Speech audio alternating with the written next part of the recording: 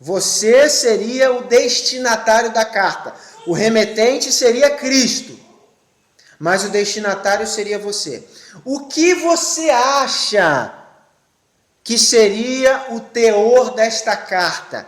O que você acha que ele iria escrever para você naquela carta ali?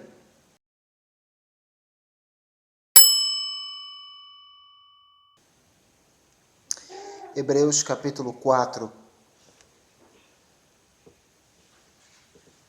Aliás, Hebreus capítulo 3, primeiro, versículo 8, 7 e 8. Hebreus 3, 7 e 8. Portanto, como diz o Espírito Santo, se ouvirdes hoje a sua voz, não endureçais os vossos corações, como na provocação no dia da tentação no deserto. Capítulo 4 de Hebreus, versículo 7. Determina outra vez um certo dia, hoje dizendo por Davi, muito tempo depois, como está escrito, hoje, se ouvirdes a sua voz, não endureçais os vossos corações. Apocalipse capítulo 3.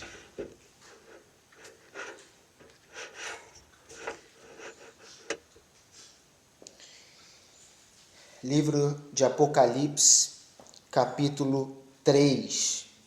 Vamos ler sobre a igreja de Laodiceia, versículo 14 a 22. Em seguida, vamos orar. Apocalipse 3, 14 ao 22. E ao anjo da igreja de Laodiceia escreve: Isto diz o Amém, a testemunha fiel e verdadeira, o princípio da criação de Deus. Conheço as tuas obras, que nem és frio e nem quente. Quem dera foras frio ou quente. Assim, porque és morno, e não és frio e nem quente, vomitar-te-ei da minha boca. Como dizes, rico sou, estou enriquecido e de nada tenho falta. E não sabes que és um desgraçado, miserável, pobre, cego e nu. Aconselho-te que de mim compres ouro provado no fogo, para que te enriqueças, roupas brancas, para que te vistas e não apareça a vergonha da tua nudez, e que unjas os teus olhos com colírio, para que vejas. Eu repreendo e castigo a todos quanto amo. Sê, pois, zeloso e arrepende-te. Eis que estou à porta e bato. Se alguém ouvir a minha voz e abrir a porta, entrarei até ele e com ele cearei e ele comigo. Ao que vencer, lhe concederei que se assente comigo no meu trono, assim como eu venci e me assentei com meu Pai no seu trono. Quem tem ouvidos, ouça o que o Espírito diz às igrejas. Vamos orar.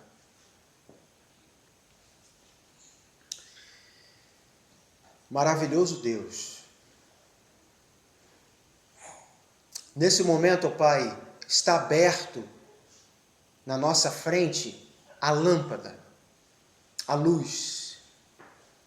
Como a tua própria palavra diz, lâmpada para os meus pés é a tua palavra. Ajuda-nos, Pai, a ser tocados, Pai, por essa lâmpada, pela tua palavra. Meu pedido, ó Pai, nessa noite, é que a tua palavra possa, de alguma forma, nos tocar, nos impactar, para que nós, Senhor, não saiamos daqui como se fosse uma reunião qualquer, como se perdêssemos tempo aqui, sentado, ouvindo um pobre coitado falando. Senhor amado, que a tua palavra possa ser como uma espada nesse momento, a alfinetar os nossos corações. Ajuda-nos, Senhor, a refletir em nossas vidas. Toca nos nossos corações por intermédio do Teu Espírito Santo. Pedimos, Senhor, em nome de Jesus. Amém.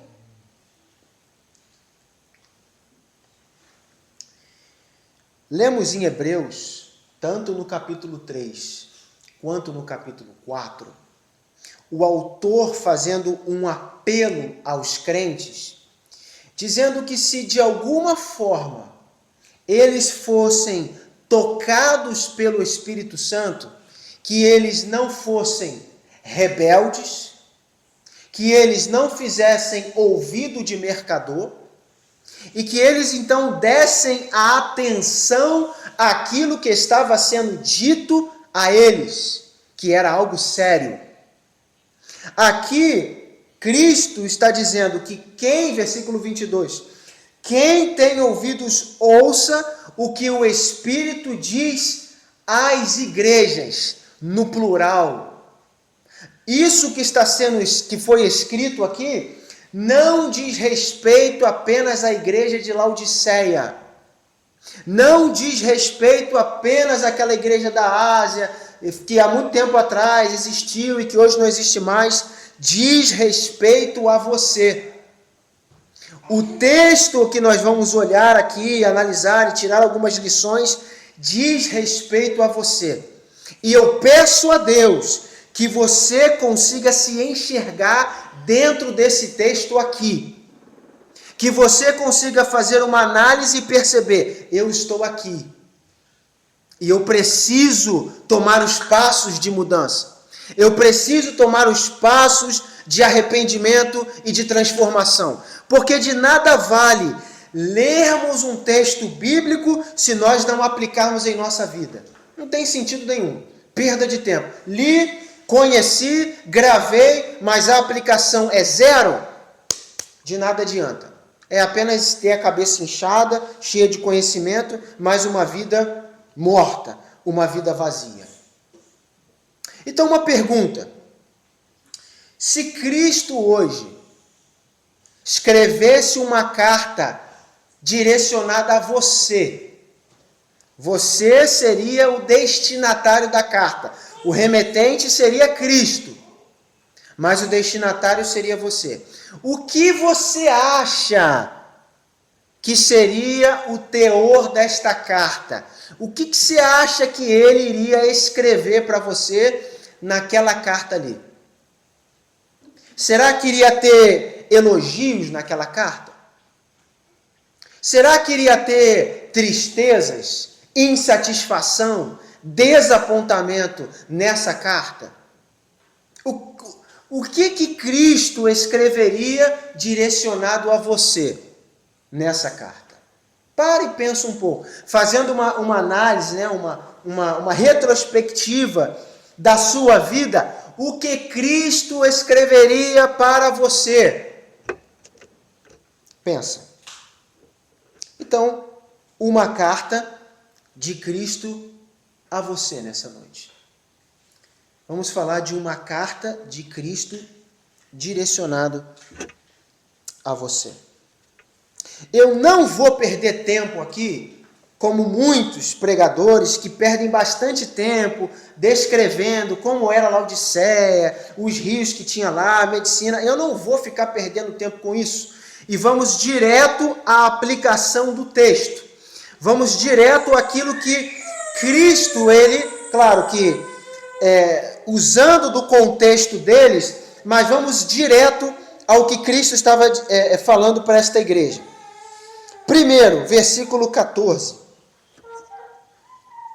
E ao anjo da igreja de Laodiceia escreve: isto diz o Amém, a testemunha fiel e verdadeira, o princípio da criação de Deus. Repara aqui que quem está escrevendo, o autor da carta aqui, é Cristo. Cristo é o autor da carta. E aqui ele mesmo está dizendo que ele é a testemunha. Ele diz, fiel e verdadeira.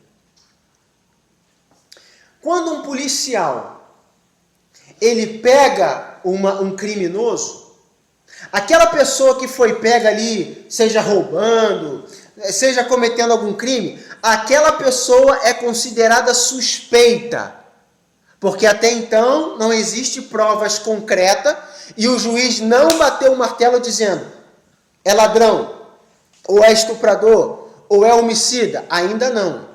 Então aquela pessoa é pega pela polícia como suspeito. E ali vão se analisar as provas para comprovar se aquela pessoa de fato cometeu o crime ou não. E uma das provas utilizadas são as testemunhas que viram o momento, seja o roubo, seja o homicídio. Então as testemunhas são usadas, são ouvidas para chegar de fato no julgamento do juiz. Repara aqui que Cristo, ele é a testemunha. Significa dizer que diante do tribunal, o juiz ele está pronto para julgar, seja condenar, seja absolver. Só que Cristo, ele vai ser a testemunha, fiel e verdadeira. E Cristo, e nós já vimos aqui em algumas pregações passadas, que Cristo é aquele que vê tudo. Ele sabe de tudo. Agora, imagina no dia do seu julgamento, você sentado no banco do réu, Cristo aparece como testemunha. O que você acha que ele vai falar sobre sua vida? Será que o que ele vai falar para o juiz do que ele viu você fazendo? Ninguém viu, ninguém sabe, mas ele, por saber de tudo, ali, diante do juiz, ele vai falar exatamente o que você fez, o que você cometeu. E como é que você vai sair de lá? Será que vai dar tudo certo para você? Depois que Cristo ali, que é a testemunha, não é a testemunha falsa, não é a testemunha mentirosa, não tem como subornar a Cristo. Olha, Cristo, eu vou dar um negócio para você, você troca a versão do teu testemunho. Eu fiz isso realmente, eu menti aquele dia, eu me irei, mas você falou outra coisa, você não precisa falar de um jeito assim para não... Será que ele vai aceitar esse suborno? Será que vai dar algum jeitinho para você escapar? Ou por ser a testemunha fiel e verdadeira, ele vai dizer exatamente quem você é. E aí já começa o primeiro problema. O primeiro problema. Porque Cristo, naquele dia, não vai aliviar para você. Ele não vai aliviar. A corda, ela vai apertar. O julgamento é severo. E você vai enfrentar isso. Querendo ou não, você vai enfrentar isso. E nos versículos seguintes, no versículo 15, ele diz: conheço as tuas obras. E aí vai uma mensagem para a turminha do coração. Porque todo mundo diz, mas Deus conhece o meu coração. Deus sabe da minha sinceridade. Deus conhece realmente quem eu sou. Não é o que o texto diz. O texto é claro em dizer que Cristo conhece as obras. A igreja de Laodiceia podia ter um bom coração. A igreja de Laodiceia poderia ser sincera. A igreja de Laodiceia poderia ser uma boa igreja, mas Cristo leva em consideração as obras. As obras daquela igreja é que de fato mostrava quem elas realmente são. E o que uma pessoa faz é o que mostra verdadeiramente o que ela é. Então, se uma pessoa se comporta de maneira imoral, de maneira idólatra, de maneira mentirosa, o que se diz a respeito daquela pessoa na vida espiritual? Que ela não tem Cristo. Ah, não, mas ela é idólatra, ela é sensual, ela é mentirosa, ela é alcoólatra, mas Cristo mora nela, é impossível. Impossível. Cristo conhece as obras. E isso é das notícias mais aterrorizantes. Que Cristo sabe exatamente quem você é. Desde o seu levantar até o seu deitar. Ele sabe. Ele sabe. Então você pode fingir para mim. Eu posso fingir para você. Eu posso iludibriar as pessoas. Eu posso ser para as pessoas o John Wesley na terra. Posso ser o apóstolo Paulo na terra. Mas Deus sabe. Cristo sabe realmente quem nós somos. E aqui o texto é claro em dizer: conheço as tuas obras. Conheço as tuas obras.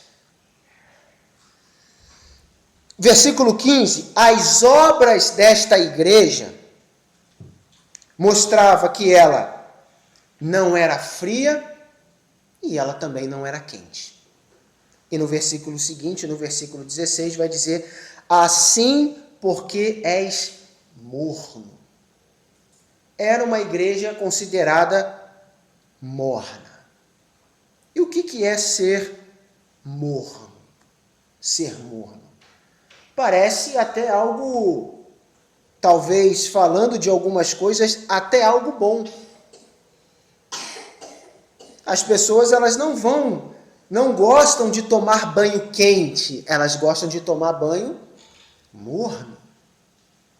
As pessoas não gostam de comer uma comida quente, elas vão comer uma comida, muitas vezes, morna. Mas para Cristo, a igreja que tem esta temperatura é uma igreja onde ele não encontra satisfação.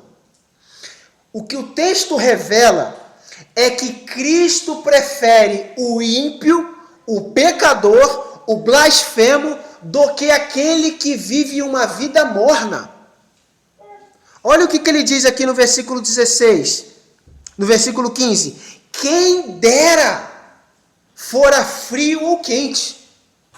Puxa, se vocês fossem frio ou quente, estava melhor do que vocês são agora, morno.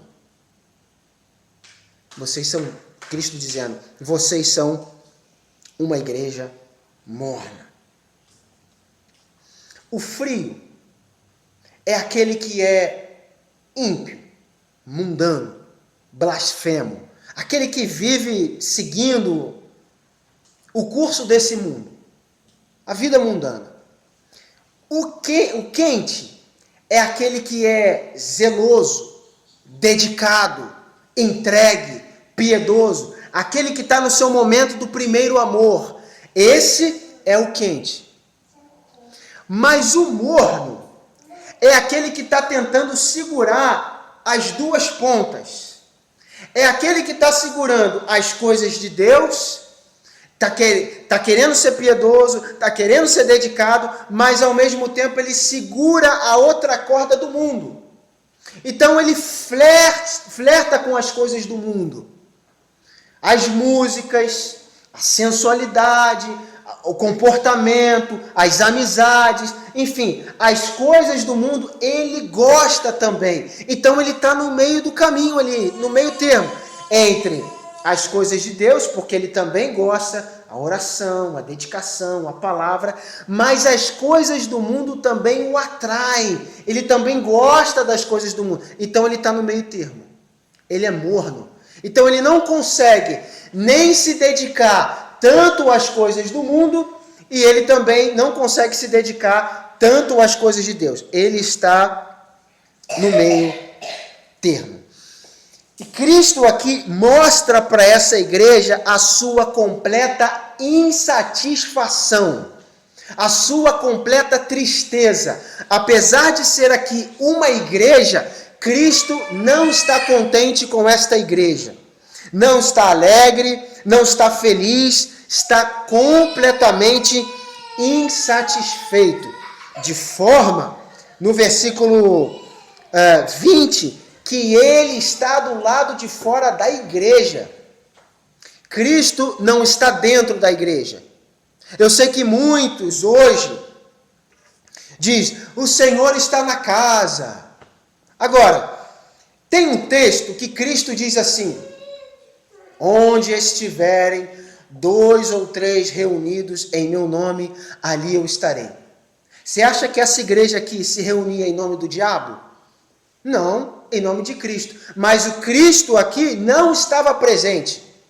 Estava do lado de fora da igreja. Outras coisas estavam dentro da igreja, menos Cristo. E hoje, as igrejas têm tudo.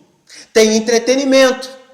As igrejas têm poltronas acolchoadas, a igreja tem um bom espaço, tem um bom louvor, tem uma boa música, tem uma boa pregação, tem tudo, menos Cristo.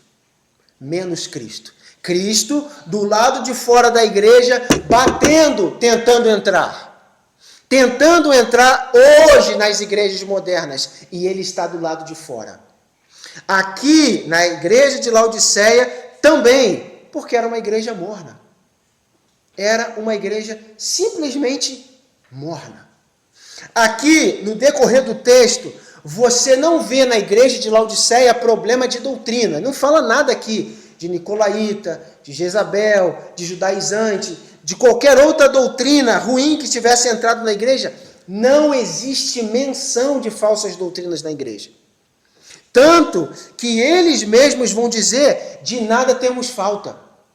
Eles não tinham nem falta de ensinamento. Já tinham todo o conhecimento, todo o ensinamento. Não tinha falsa doutrina. Não tinha grupos tentando entrar para perverter. Não tinha nada disso. Tinha estudos, pregações, estava lá. Mas não tinha Cristo. Então a pergunta que eu faço para você é: será que você é morno na sua vida cristã também? Ou você é frio, ou você é quente? Quem você é na vida cristã? E é muito fácil nos enganar e não levar em consideração que estamos vivendo uma vida morna. É muito fácil achar que nós não estamos. Mas a verdade é que nós estamos vivendo um cristianismo morno. E eu vou te mostrar alguns pontos do porquê nós estamos vivendo um cristianismo morno.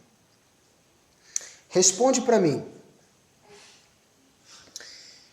Na sua entrevista de trabalho, ou se você for numa reunião de trabalho a respeito de negócios, quando você vai ter conversas com seus amigos, seus parentes, pessoas conhecidas, como você se comporta? Na entrevista de trabalho, você chega lá relaxado, bocejando: quero participar desse trabalho aí, eu quero essa vaga de emprego. É assim que você mostra para a pessoa que quer te contratar que você quer trabalhar naquela empresa? Ou você vai naquela entrevista de trabalho, você põe uma roupa direita, você toma um banho, você escova os dentes, e na conversa você vai dialogar, você vai mostrar o que você tem de melhor naquela conversa ali. Você não vai ficar aí relaxado, a pessoa perguntando e você não responde e não está nem aí. Na entrevista de emprego, nós temos respeito, decência e interesse. Mas quando fala de oração, pergunta-se a mesma coisa. Pergunta se no momento de oração nós vamos ter nós vamos fazer com a mesma intensidade e disposição do que a reunião de trabalho. Pergunta. Pergunta se lá na rodinha dos amigos, lá das pessoas que nós gostamos, e tem aquelas conversas, e aí troca risada, conversas e etc. Pergunta se na conversa que você tem lá é a mesma coisa que na oração. Pergunta. Ou se a oração é enfadonho, é chato, ou se a oração você chega lá lamuriando, você chega lá bocejando, você chega lá já mal começou, querendo terminar. Pergunta se não é assim. E o que é isso? É quente? É quente? É morno. É morno. Conseguimos passar 1, 2, às vezes até mais, horas do nosso dia, vendo filme, documentário ou qualquer outra coisa do nosso interesse. Abrimos lá o celular e ficamos lá assistindo. Rapaz, ainda, ó, você tem que assistir isso lá, rapaz, isso está muito bom. Mas abrir a Bíblia para ficar 1 hora lendo é cansativo demais.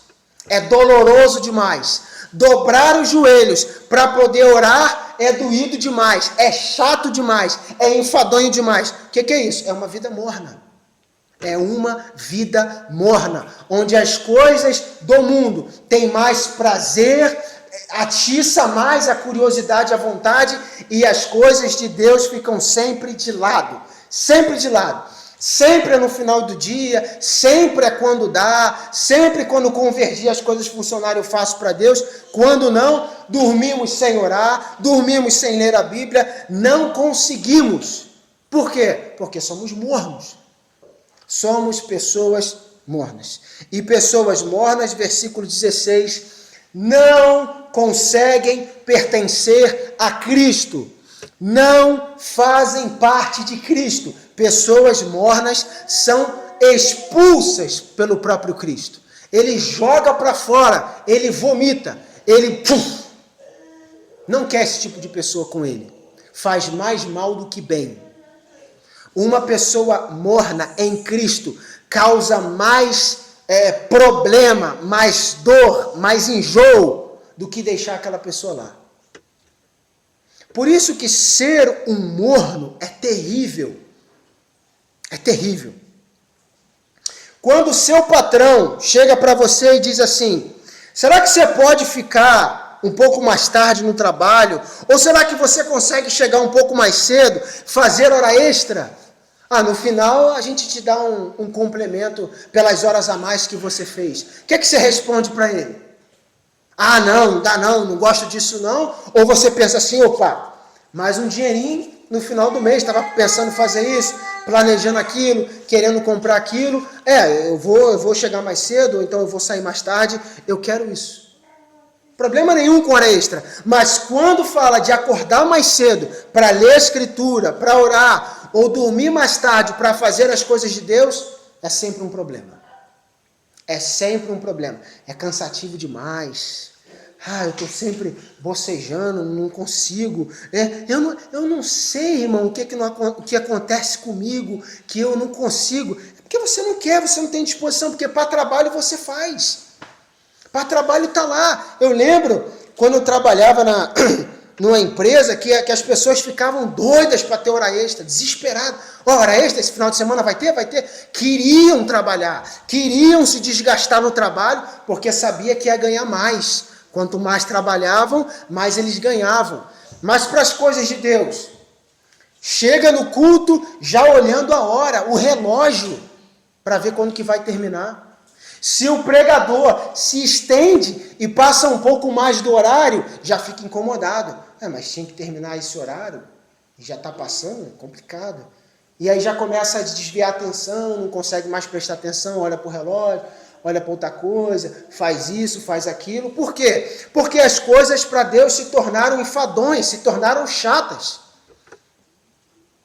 E é esse o cristianismo que as pessoas têm vivido hoje. A oração não é mais encontrada nela o prazer.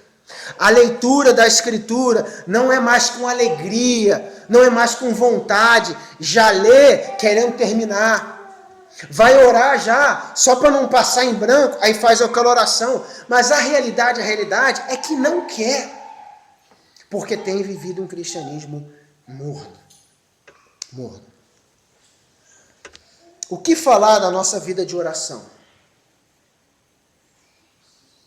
Uma vida de oração medíocre.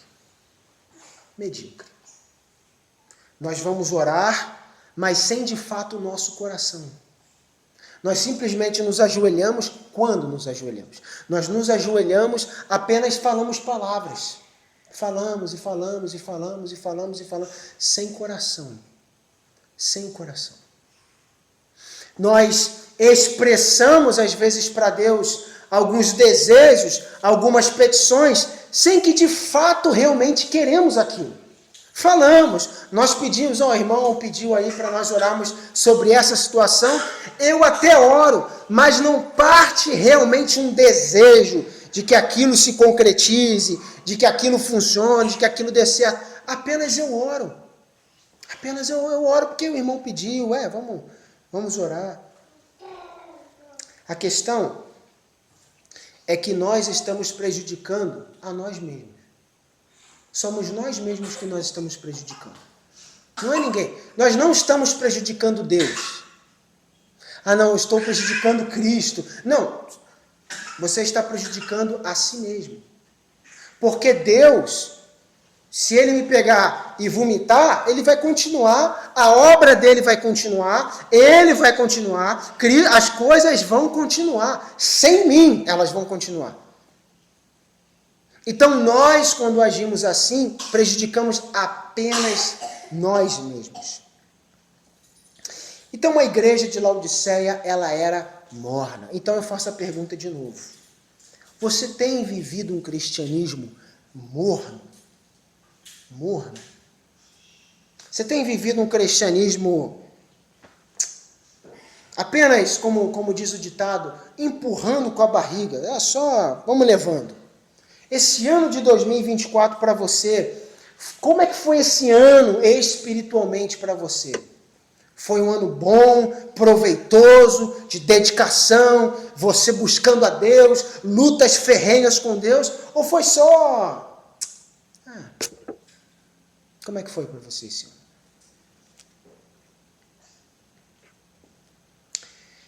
No versículo 17, essa igreja de Laodiceia tinha um outro problema muito sério. E esse problema eu penso que talvez, se não todo mundo, quase todo mundo tem esse mesmo problema aqui. Qual? De pensar acerca de si mesmo de forma totalmente equivocada. Qual era a avaliação que essa igreja fazia dela mesma? Versículo 17. Como dizes? A igreja estava dizendo: rico sou, estou enriquecido e de nada tenho falta. Era essa a avaliação que a igreja fazia dela mesma. Vem cá, gente, vamos reunir aqui a igreja. Vem cá, o que vocês acham que nós temos que melhorar? Acho que nada. A igreja está... Os irmãos ali estão orando, tem a pregação da palavra, as crianças... Eu acho que não precisa de nada, não. Não, mas o que nós podemos, então, acrescentar na igreja? Acrescentar? Não, acho que também nada, já tem tudo. Acho que a igreja já está completa, não tem mais nada. Era a avaliação que eles faziam deles mesmos. Não há falta de nada. Temos tudo, versículo 17. Rico sou, estou enriquecido e eu não tenho falta de nada. Não preciso de mais nada, eu já tenho tudo. Essa era a avaliação que eles faziam. Agora, se eu te desse um pedaço de papel e pedisse para você escrever nesse papel quem você é, o que você colocaria nesse papel? Provavelmente você colocaria nesse papel, olha, quem eu sou? Eu sou prestativo, eu sou amigável, eu sou cristão, e você vai colocar várias coisas ali do que você é. Dificilmente você vai dar um pedaço de papel para uma pessoa dessa e vai dizer assim: e aí, o que você acha que você é? Eu? Mentiroso, imoral, iracundo, perverso, corrupto, é isso que eu sou. Dificilmente alguém vai falar isso sobre si mesmo, apenas as coisas boas. Ele vai falar aqui. Essa igreja, ela tinha uma avaliação boa de si mesma, mas Cristo tinha uma avaliação negativa dela. Enquanto ela achava que ela estava bem com Deus, enquanto ela achava que ela estava até sendo aceita por Cristo, na verdade estava sendo reprovada. Na verdade estava sendo reprovada. O próprio Cristo, no versículo 17, vai dizer: não sabes que és desgraçado, miserável, pobre, cego e nu. Você está dizendo que não tem falta de nada, mas você é um miserável, você é pobre, você é cego, você está nu. Como é que você pode dizer que não tem falta de nada? Você tem falta de tudo. Então eles tinham uma avaliação totalmente errada de si mesmo. E às vezes nós podemos até nos enganar pensando assim: mas o que eu escrevi aqui sobre o que eu sou é o que na verdade as pessoas dizem acerca de mim. Pergunta lá o fulano lá, pergunta lá a fulana lá. Ela vai dizer: eu não sou assim mesmo, fulano? Aí a pessoa vai dizer: não, é verdade, é isso mesmo. Não, na verdade é o que você mostra para a pessoa. E aí ela vai dizer aquilo que você é. Na igreja de Sardes, no capítulo 3, no versículo 1, o próprio Cristo vai falar a respeito disso quando ele diz: tens nome de que vive, mas está morto. O que as pessoas falavam sobre a igreja de Sardes? Dedicada, piedosa, uma igreja que está viva. Não, a igreja de Sardes, olha, é um exemplo de igreja. Mas Cristo aqui está dizendo que, mesmo que os outros considerassem aquela igreja como viva, na verdade estava morta. Então a questão não é, falamos isso na quinta-feira passada, torno a repetir de novo, não é o que as pessoas dizem a seu respeito que vale, é o que Cristo diz sobre você. O que Cristo fala sobre você? Comenta aí. Ele é o que conhece todas as suas obras, ele é o que sabe toda a sua vida, os momentos de alta, os momentos de baixa, ele consegue considerar tudo. Agora me diz, qual é a avaliação que Cristo faria sobre você? Qual que é a avaliação? Uma boa avaliação? Considerando a sua vida, uma boa avaliação? Ou uma má avaliação? A igreja de Laodiceia tinha uma boa avaliação de si mesma, mas uma péssima avaliação de Cristo. Na visão de Cristo, é uma igreja reprovada. Reprovada. Onde Cristo estava do lado de fora. Você pensa que você tem isso, tem aquilo? Não, eu tenho conhecimento. Não, eu tenho piedade. Não, eu tenho tal coisa. Mas será que tudo isso que você pensa acerca de si mesmo não é falso? Talvez você engana a si mesmo, achando que, não, Deus me aceita porque eu tenho isso, eu tenho aquilo, eu sou desse jeito. E na verdade Cristo olha para você e diz: pobre coitado, acha que é alguma coisa, mas na verdade não é nada. É um miserável, é um pobre, é um desgraçado, está nu. Coitado. Então, muito cuidado quando nós vamos olhar para nós achando que temos ou somos alguma coisa e não somos absolutamente nada. O que vale realmente é o que Cristo acha e pensa sobre nós. Então, uma igreja morna, que tinha uma avaliação falsa de si mesma. Versículo 18. E em diante. Cristo vai dizer o que esta igreja precisava fazer. Está vivendo uma vida morna e agora faz o quê? Acabou? Não, existe salvação, existe oportunidade, existe um caminho para você deixar de ser morno. Existe uma forma, e é o que Cristo ele quer tratar nesta igreja. Cristo observou a sua mornidão e ele quer tratar isso nessa igreja.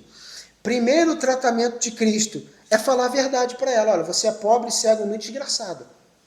Você é uma igreja desgraçada. Você não é uma igreja. E a palavra desgraçado significa ausência de graça.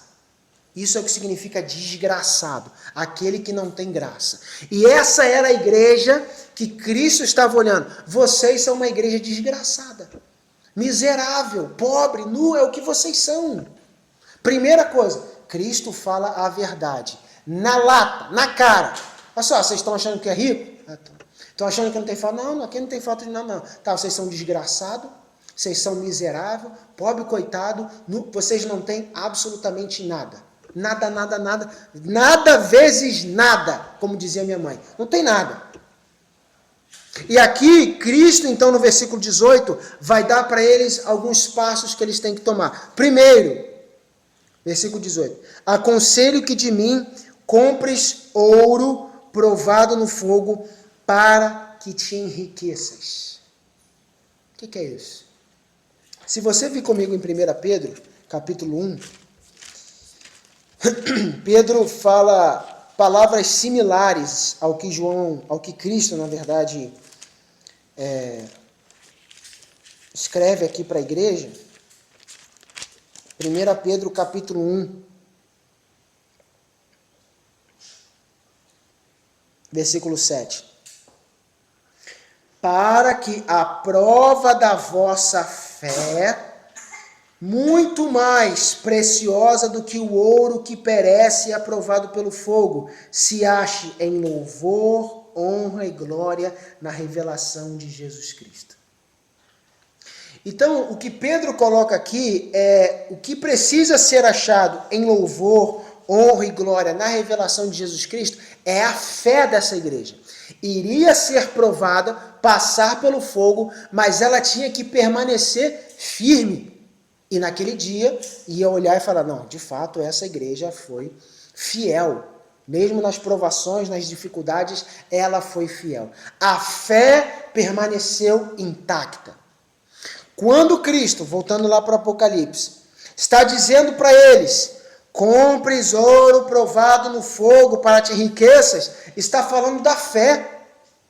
Era uma igreja de Cristo, mas que não tinha fé. Por que eles não tinham fé? Porque eles já tinham tudo.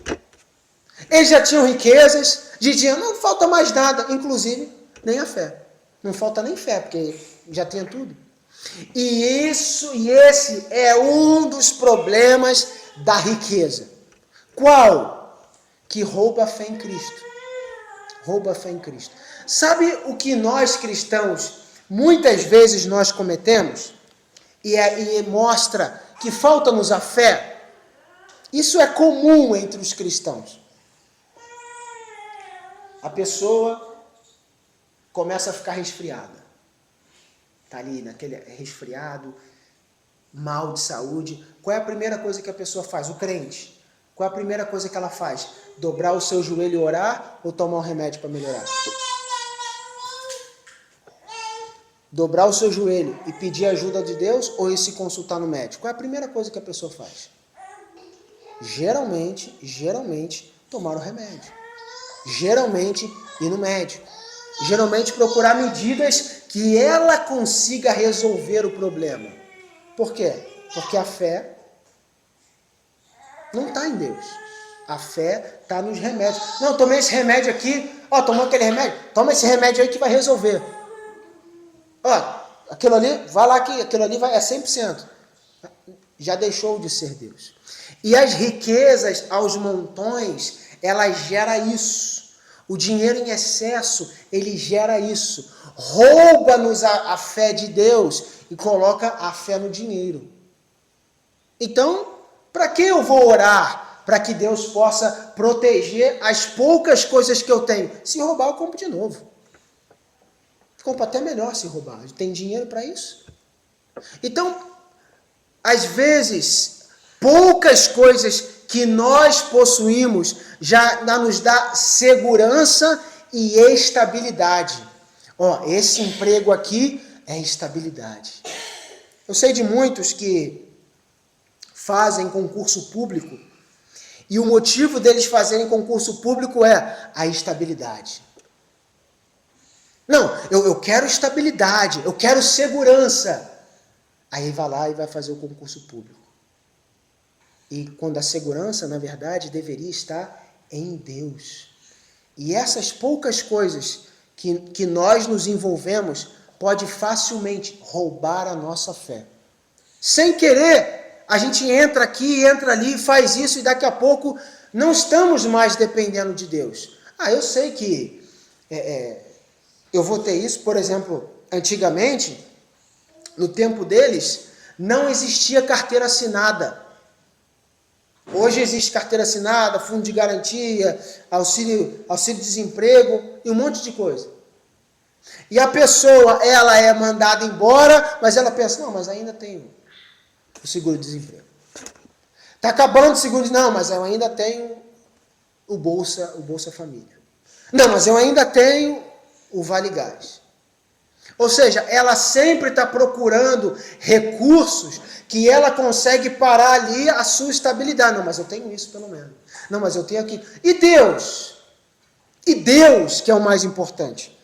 Então, a presença da riqueza, muitas vezes, na vida do cristão, se ele não souber lidar com isso, facilmente ele é agarrado, e por isso que Paulo, ele escreve lá para Timóteo, nosso irmão já pregou sobre isso, o engano das riquezas. Facilmente ele é agarrado e ele deixa de confiar em Deus, deixa de ter fé em Deus e começa a confiar no seu dinheiro, no seu monte ali. Não, isso aqui é minha segurança e minha estabilidade. O mundo se acaba, as coisas dão errado, mas eu tenho aqui o dinheiro que eu posso contar.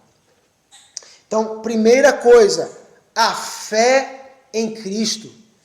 Deixe de ter fé nas coisas e comece a ter fé em Cristo. Comece a ter fé em Cristo.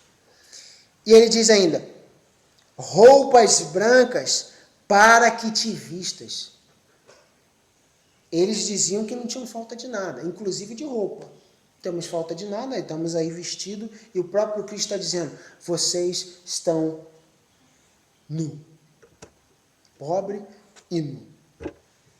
E as roupas brancas aqui têm a ver com pureza, tem a ver com justiça, tem a ver com aquilo que é claro, com aquilo que é certo, a equidade. Eles estavam vivendo de maneira, apesar de levar o nome de Cristo, apesar de ser uma igreja do Senhor Jesus, mas não estavam vivendo em pureza. Não estavam vivendo em santidade, em equidade, em justiça. Não estavam vivendo. A vontade de Deus estava deixando de ser feita. Para o cristão, justiça é quando a vontade de Deus ela é feita, ela é cumprida, porque ele é justo e a justiça é feita.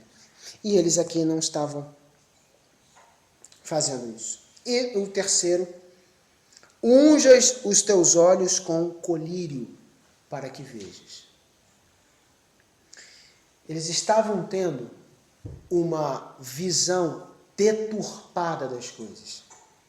O colírio ele era pingado para fazer com que a pessoa voltasse a enxergar da forma correta. Ao invés de enxergar embaçado, enxergar algo turvo, ia pingar o colírio para que a visão pudesse voltar de forma clara. E eles não estavam tendo a visão da forma certa. E muitas vezes a visão aqui, ela tem a ver com missão. Qual é a visão da igreja? Qual é a missão da igreja? Eles aqui, era só prosperar. Era só enriquecer. Era só crescer cada vez mais. Missão falida.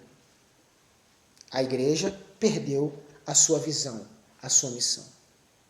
Eu pergunto, qual é a visão e qual é a missão da sua vida? Você está aqui para fazer o quê? Deus permitiu você vir a esse mundo para fazer o quê? Não, para trabalhar, para poder comprar uma casa, para poder viajar. Eu quero conhecer lá tal lugar. Foi para isso que Deus permitiu que você viesse a esse plano terrestre?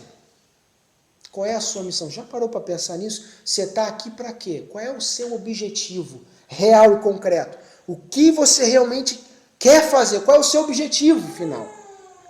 Essa igreja, ela perdeu. Jesus aqui está repreendendo a igreja. Versículo 19. Eu repreendo e castigo todos os que eu amo. Então, ser repreendido, Hebreus já fala sobre isso, ser repreendido e ser castigado significa que Deus ama. e aqueles que não são repreendidos, não são castigados, é duvidoso o amor de Deus. Porque se Deus ama, ele repreende e castiga. Sê, pois, zeloso e arrependa-te. Fez uma análise na sua vida? Parou um breve momento para raciocinar? Como tem sido a minha vida? Olha, minha vida, ela não... Eu deveria realmente estar me dedicando mais, eu deveria realmente estar melhorando mais. Então a palavra de Cristo é, ser zeloso. É só isso. Seja zeloso e arrependa-te. Senhor, de fato, eu estou vivendo uma vida, tentando equilibrar o mundo, e o Senhor vivendo uma vida morna. Arrependa-te e seja zeloso. Faça as coisas com zelo, com esmero. Queira Deus. Queira Deus. Não queira lá as coisas do mundo. Queira Deus. Queira isso. Queira Ele. E versículo 21. Ao que vencer. Sabe qual é a triste notícia? É que, infelizmente, apesar de estar aberto e ter essa possibilidade, nem todos vencerão. A triste notícia é que nem todos vencerão. Mas nem todos vencerão porque não quer. Está aí fazendo corpo mole, está aí fica sempre se lamentando, lamuriando, nessa tristeza, nessa vidinha medíocre, fica e não sai disso. E aí, claro, não vai vencer. Mas, ao que vencer, ao que ouvir essa palavra, ao que sair de uma vida de mornidão e começar a viver uma vida zelosa, dedicada, esse sim vai alcançar a salvação. Esse sim vai ser salvo. Mas aquele que viver de meio termo, lamento por você. Você terá um triste fim. Você pensará que irá entrar, mas não entrará. E naquele dia receberá a palavra, nunca te conheci. Eu estava meditando na história que Jesus conta em Lucas do rico e do Lázaro. Já parou para pensar por que aparece o nome do Lázaro, mas não aparece o nome do rico na história? É porque Lázaro, Cristo conhecia, e o rico não. Todo mundo que você conhece, você sabe o nome. E quem você não conhece, você não sabe o nome. Cristo conhecia o Lázaro, e por isso ele sabia o nome do Lázaro. Cristo não conhecia o rico, e o nome dele não foi citado ali, é apenas um rico. Apenas um de muitos ricos que tinha. Cristo sabe o seu nome? Cristo te conhece? Ou você para Cristo é um Zé Ninguém? Tá ali, me aceitou na igreja e tal, mas não representa nada. A igreja de Laodiceia nos deixa um exemplo de que ter a doutrina certa, de que até mesmo dizer que foi abençoado por Deus e possui riquezas, não significa absolutamente nada. Tem muita gente que abre a sua boca pelas bênçãos, pelo dinheiro, pelo trabalho que recebe, dizendo, fui abençoado por Deus. A igreja de Laodiceia podia dizer, fui abençoada por Deus, temos muitos recursos, mas isso não significa nada. Está aqui o exemplo de que essa igreja estava sendo vomitada da própria boca de Cristo. Portanto, as bênçãos não definem se você caminha ou não com Deus. As coisas materiais não revelam se você caminha ou não com Deus. É a sua vida espiritual que vai determinar se você de fato anda e está com Cristo ou não. Então volto à mesma pergunta do início. Se Cristo fosse escrever uma carta a você hoje, o que ele escreveria? Qual seria o teor desta carta endereçada a você? O que ele escreveria lá? Vamos orar.